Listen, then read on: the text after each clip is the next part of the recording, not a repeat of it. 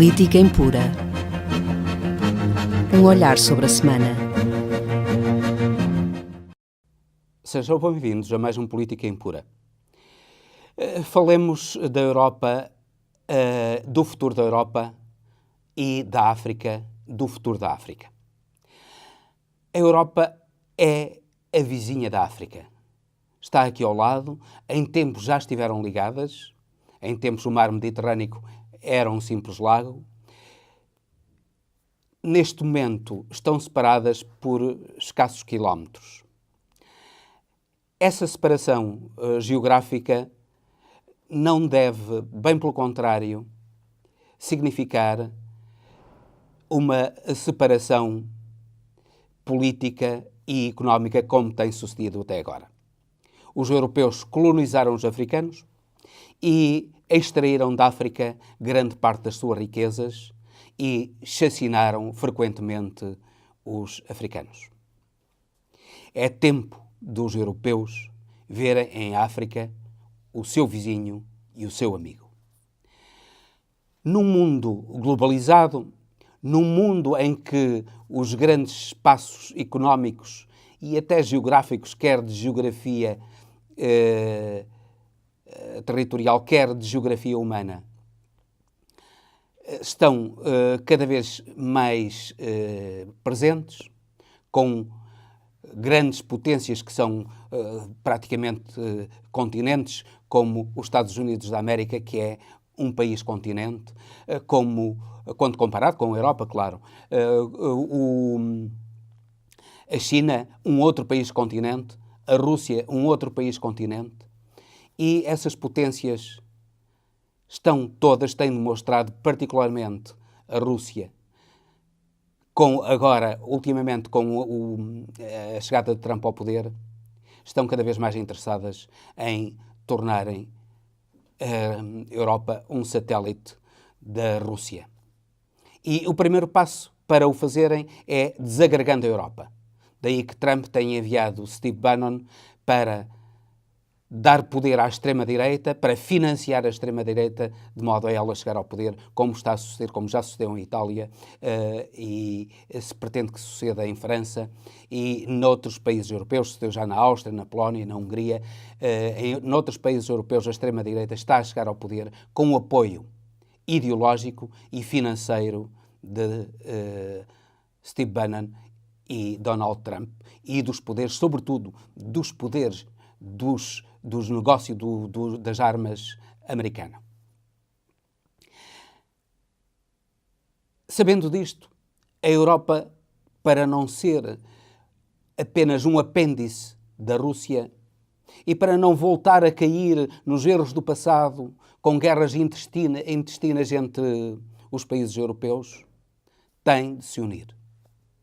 Parece que a Inglaterra, que quis sair da União Europeia, não aprendeu ainda com os erros do passado. Não aprendeu com as duras lutas da Primeira e da Segunda Guerra Mundiais.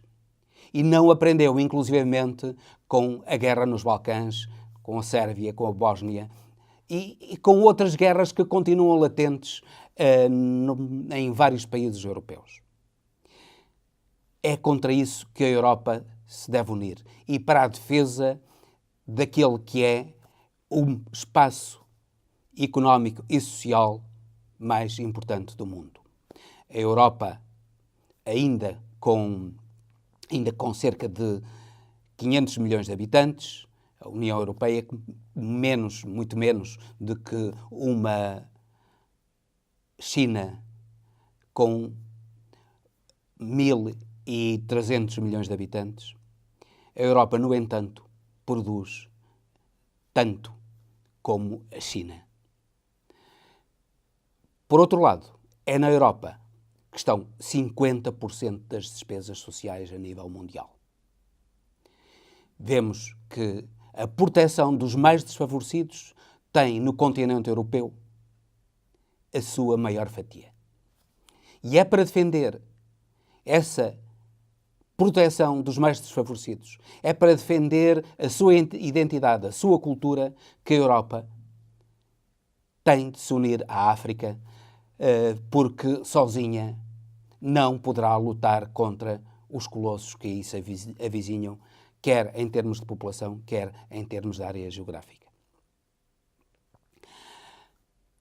A Europa deve unir-se à África, em primeiro lugar, através da União Mediterrânica.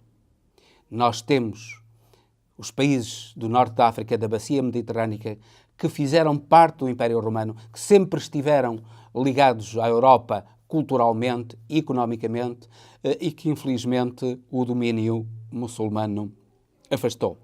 No entanto, essa ligação é cada vez mais necessária para que a Europa defenda a sua identidade e os seus interesses.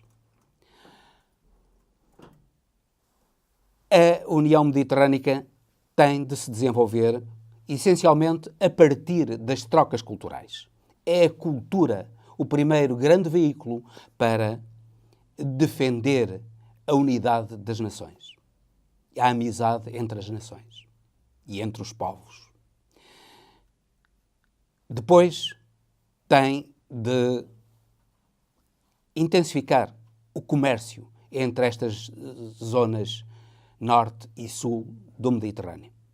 O comércio é também um complemento da cultura e servirá também para potenciar a cultura. Daí até uma estreita cooperação económica vai de certeza um passo. E é esse passo de defesa da União Mediterrânica, nomeadamente com o Parlamento da União Mediterrânica para a defesa dos interesses dos países mediterrâneos, que deve ser implementado. Depois, toda a África precisa da Europa. A África precisa de um plano Marshall. Precisa que a Europa invista em África, começando pelas vias de comunicação, nomeadamente um caminho de ferro que ligue Madrid ao Cabo. Caminho de ferro esse que poderá ser levado a cabo através de investimentos massivos da Europa em África, porque só a União Europeia, no seu conjunto, poderá levar a cabo esse esforço de investimento. Por outro lado, os governos africanos, também eles próprios, em cada país, deverão ser ajudados através de um financiamento europeu a custos baixos. Não a juros especulativos, como faz o Fundo Monetário Internacional, mas a custos baixos. Não procurando ficar com as riquezas africanas, como faz a China, tendo uma ajuda que, no fundo, é uma ajuda que aquilo que leva a cabo é a hipoteca dos países africanos, como sucede neste momento com a Zâmbia, que está completamente hipotecada à China. É uma ajuda desinteressada de parceiros de iguais, que no fundo é também uma retribuição pela exploração selvagem a que a África foi sujeita pelos europeus, particularmente no século XIX. Essa ajuda não poderá ignorar algo de essencial. É que a corrupção é endémica em África. E qualquer ajuda terá que ter a possibilidade não só de a Europa ter uma supervisão das eleições em África, no sentido de as tornar claras, justas e plenamente livres, mas também a Europa ter uma supervisão como, por exemplo, a Troika teve aqui em Portugal, da atividade económica dos países a quem presta ajuda para impedir a corrupção, para impedir que o dinheiro dessa ajuda, em vez de se dirigir àqueles que deles necessitam, em vez de se dirigir a projetos de desenvolvimento, sirva para alimentar o poder e a ganância dos corruptos.